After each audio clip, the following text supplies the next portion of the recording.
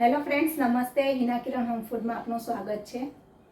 Friends, આજે હું એક ટેસ્ટી અને ફરાળી રેસીપી લઈને આવી છું. સાથે ટ્રાયપ્લાય સ્ટીલના ડીપ ફ્રાય પેનનું અનબોક્સિંગ કરીને આજની રેસીપી આજ ફ્રાય પેનમાં બનાવીને પ્રોડક્ટ વિશે સાચો રિવ્યૂ આપીશ, જેથી તમે પણ ટ્રાયપ્લાય સ્ટીલના વાસણો ખરીદવાનો વિચાર કરતા હો તો તમને એના વિશે પૂરેપૂરી અને સાચી માહિતી મળશે. તો ચાલો અનબોક્સિંગ કરીએ.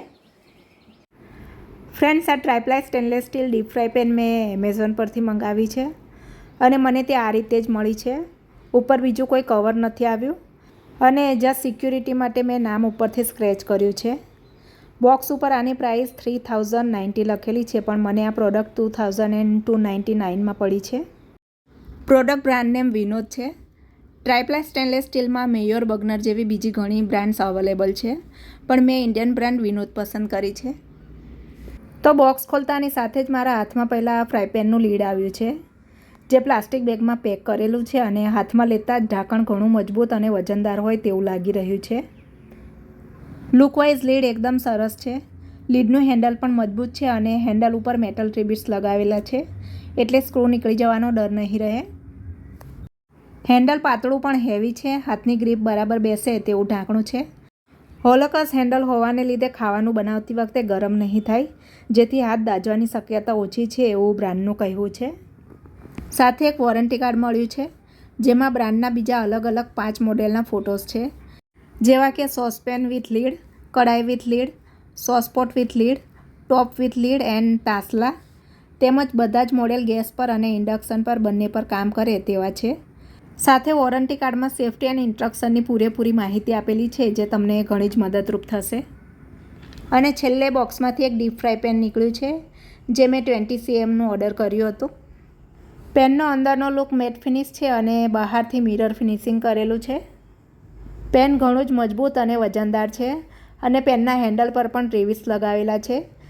લીડના હેન્ડલની જેમ પેનનું હેન્ડલ પણ હોલોકાસ્ટ છે. 3 વ્યક્તિનું જમવાનું બનાવવા માટે આ પેન આઇડલ છે.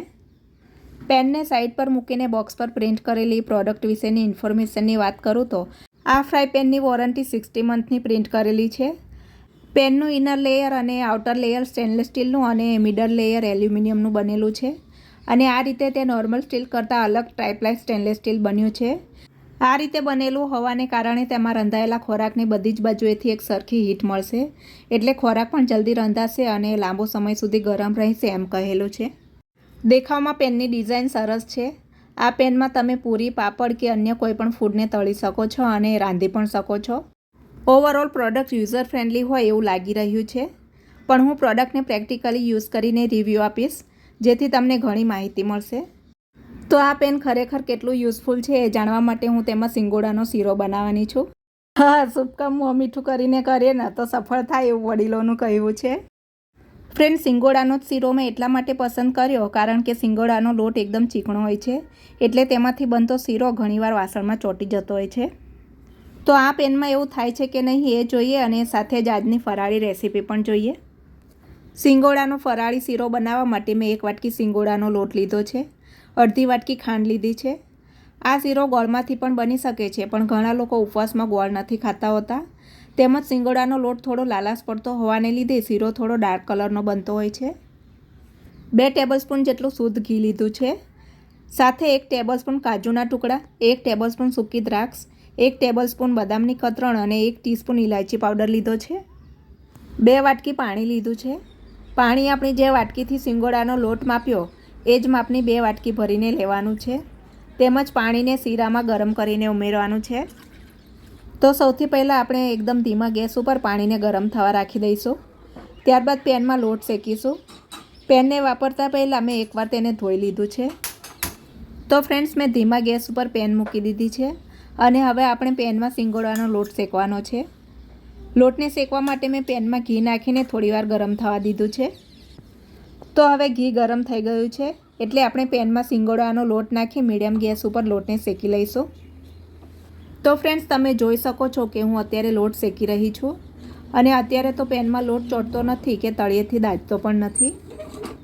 તો થોડીવાર લોટને શેક્યા પછી મને લોટ શેકવા માટે હજુ 1 ટેબલસ્પૂન ઘી નાખવાની જરૂર જણાઈ રહી છે, એટલે મેં હજુ વધુ 1 ટેબલસ્પૂન ઘી ઉમેર્યું છે અને મીડિયમ ગેસ ઉપર લોટને 7 થી 8 મિનિટ સુધી શેક્યો છે.